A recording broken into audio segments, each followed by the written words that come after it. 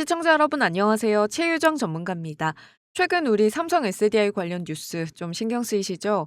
글로벌 전기차 배터리 시장에서 국내 3사 점유율이 떨어지면서 삼성 SDI가 순위가 2단계 하락해서 10위까지 내려갔다는 소식이 나왔습니다. 주가 흐름도 답답하고 또 경쟁에서 밀리는 게 아닌가 하는 이런 걱정이 자연스럽게 나올 수 있는 구간인데요. 그래서 오늘은요, 점유율 하락의 배경, 실적 흐름과 ESS 전략, 그리고 최근 다시 살아나는 금리 환경 변화까지 차분하게 한번 정리해 보도록 하겠습니다. 끝까지 시청해 주시고요. 도움이 되셨다면 구독과 좋아요도 부탁드릴게요. 본론에 들어가기 앞서서 오늘 시장 분위기부터 한번 짚고 가겠습니다. 오늘 미 연준 이사인 마이런이 꽤 의미 있는 발언을 하나 했는데요. 올해 기준금리 인하폭이 1%포인트, 그러니까 100bp 이상도 가능하다고 언급했습니다.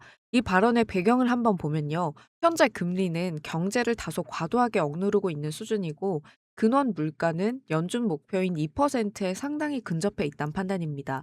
만약 금리 인하가 없을 경우에는 성장 둔화 가능성이 커질 수 있고, 그래서 올해 경제는 기본적으로 견조하지만 금리 인하가 중요하다는 메시지를 덧붙였습니다. 이 발언을 시장에서는요, 이렇게 받아들이고 있는데요. 연준 내부에서도 완화 기조 논의가 다시 살아나고 있다는 신호, 성장주와 반도체, 2차 전지처럼 금리 영향을 많이 받는 자산군에는 상대적으로 우호적인 환경이 만들어질 수 있다는 해석입니다. 제가 오늘 아침에도 이렇게 문자로 먼저 정리해서 보내드렸습니다. 결국 금리 인하 기대가 다시 살아나는 발언이고, 성장주나 반도체 그리고 2차 전지 같은 자산에는 분위기가 나빠질 이유는 아니라는 메시지였습니다. 금리 인하가 되면 지금보다도 더 유동성이 크게 늘어날 수 있는 환경이 만들어지게 되는데요. 유동성이 강해지면 주가가 평소보다 짧은 시간 안에 크게 오르기도 하고, 반대로 같은 날 같은 섹터가 함께 크게 빠지기도 하죠. 예를 들어서 시장의 분위기가 좋을 때는요, 2차 전지나 반도체처럼 자금이 몰리는 업종들이 같이 강하게 오르고, 조금만 분위기가 흔들리면 특별한 악재가 없어도 같이 빠지고 같이 흔들리는 흐름이 나올 수 있습니다. 그래서 지금 같은 구간에서는 이 종목이 좋으냐 나쁘냐보다 자금이 들어오는 환경인지, 유동성이 어디로 움직이는지를 함께 보는 게 훨씬 중요해지는 시점인데요. 특히 이런 국면에서는 평소보다 짧은 시간 안에 주가가 크게 오르거나 또 크게 내려올 수 있기 때문에 준비 없이 대응하시면 이 상승 기회를 놓치거나 불필요하게 손실을 키울 위험도 커집니다. 그래서 저는 구독자분들이 이런 금리 유동성 변화 구간에서는 시장 분위기와 자금 흐름을 놓치지 않으시도록 문자 알림으로 먼저 정리해서 공유해드리고 있는데요.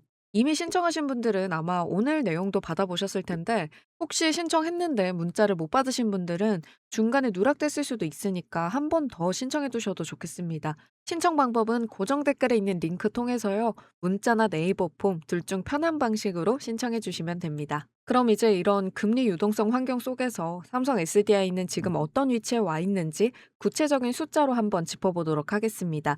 지난해 1월부터 11월까지 전 세계 전기차 배터리 사용량은 1046기가와트시, 전년 대비 32.6% 증가했습니다. 하지만 같은 기간 국내 배터리 3사 점유율은 15.7%로 전년 대비 3.5%포인트 감소했죠. 삼성 SDI는요, 특히 27.1기가와트시 공급으로 전년 대비 5.1% 줄면서 순위가 내려갔는데요. 가장 큰 이유는 리비안 전기차 판매 부진입니다. 또 아우디는 삼성 SDI뿐만 아니라 CATL 배터리도 함께 공급을 받으면서 삼성 SDI 비중이 줄었죠.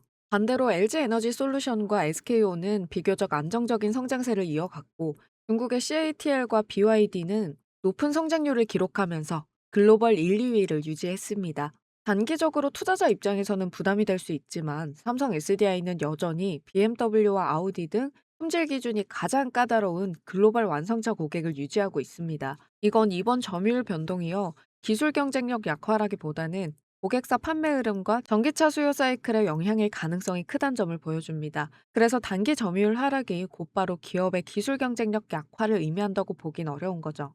여기서 삼성 SDI의 2025년 실적은 좀 더 현실적으로 볼 필요가 있습니다. 전기차용 배터리 공급량 감소와 글로벌 경쟁 심화로 인해서 연속 적자와 실적 둔화가 나타났고요. 특히 리비안 판매 부진과 가격 경쟁 영향으로 일부 분기에서는 영업 손실도 발생했습니다. 즉 단기 실적만 놓고 보면 분명 부담이 있는 구간인데요. 하지만 삼성 SDI는 전기차 배터리만 의존하지 않고요. 사업 포트폴리오를 분산시키는 전략을 함께 가져가고 있습니다. 그 중심에 있는 분야가 ESS, 에너지 저장 장치 사업이죠. 오늘 삼성 SDI 베트남 법인과 현지 국영 전력기업 EVN이 에너지 저장 장치 분야 협력 가능성에 대해서 논의했는데요. 이 자리에서 양측은 에너지 저장 기술의 발전 방향과 함께 베트남 전력망에 적용 가능한 수백 메가와트시 규모 프로젝트 경험, 그리고 현지 규정에 부합하는 솔루션 적용 가능성을 검토했습니다. 즉, 이번 내용은요, 계약이나 사업 확장이 아니라 기술 교류와 협력 가능성을 탐색하는 단계인 거죠. 그럼에도 불구하고 이 논의가 의미 있는 이유는 분명합니다. 베트남은 전력 수요가 빠르게 증가하는 신흥 시장이고요. ESS는 전력 안정성과 효율 측면에서 중요성이 커지고 있는 분야입니다. 삼성 SDI 입장에서는 전기차 배터리 외에도 ESS를 통해서 중장기 수익 구조를 다변화할 수 있는 가능성을 확인하고 있는 단계라고 볼 수 있는데요. 이번 논의는 단기 매출로 바로 연결되는 재료는 아니지만 신규 사업 포트폴리오 확대와 지역별 전략 대응 측면에서는 중장기 방향성을 보여주는 움직임입니다. 정리하자면 삼성 SDI는 전기차 배터리 점유율 하락으로 이 단기적으로는 투자 심리가 흔들릴 수 있는 구간입니다.